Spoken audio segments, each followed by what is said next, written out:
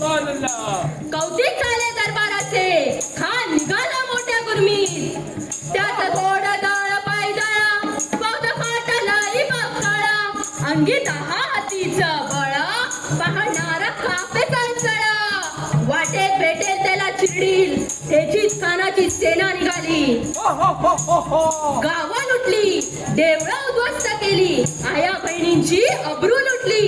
कोण कोण रोखणार आहे वादळ? आता शिवबाचं काही खरं नाही. इकडं निजाम, इकडं मोगल, पलीकडं इंग्रज. जो तो हेच बोलू लागला, राजाची सेना मुठभर. खानाला कसा थोपणार, काय लढावा हुंदर. चिंतेत पंत सरदार, पण आई जिजाऊ काय म्हणाला? शिवबा केवळ आमचा पुत्र नाही, तर अवघ्या मराठी जनाचा स्वाभिमान आहे. या मातेने आपला पुत्र गमावला तरी बेहतर, पण व्याळपणे पळून जाऊन मराठी मुलकांचा स्वाभिमान गमावता कामा नये. अशा वाघिणीचा तो छावा,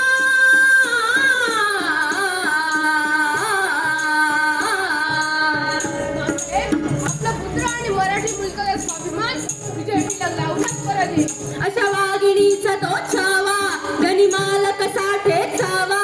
डोक्यात गनिमी कावा, बेटीचा दल्ल सांगावा.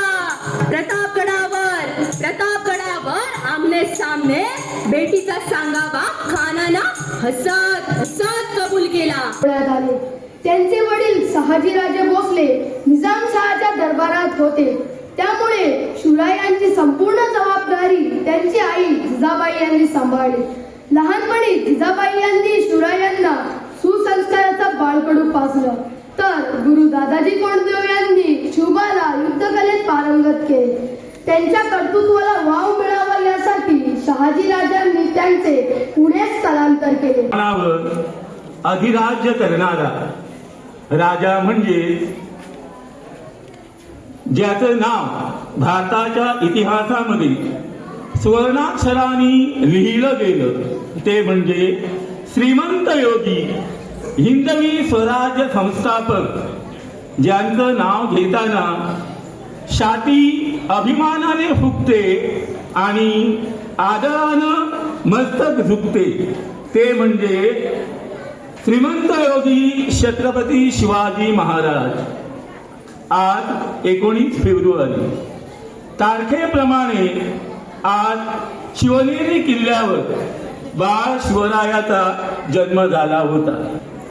जे संस्कार रूपी बाळकडू, संस्कारांचं जे बीजारोपण बाळ मनावर व्हायला हवं होतं, ते जिजाबाईंनी केलं. आजच्या घडीला आपण पालकांसमोर मोठा प्रश्न उभा आहे की आपण म्हणतो आजची मुलं संस्कारहीन होत चाललेली आहे.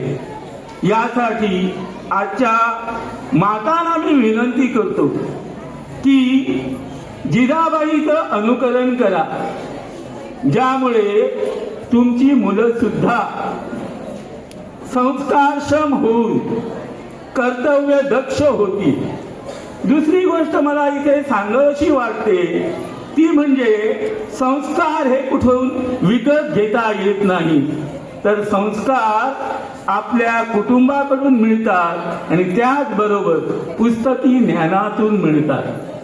शिवाजी महाराजांवर जे संस्कार घडले, जे संस्कार त्यांच्या मातोश्रींनी घडवले, ते रामायण महाभारतातील बोधकथामधून घडवले गेले. त्यांच्यावर संस्कारांचं बीजारोपण केलं.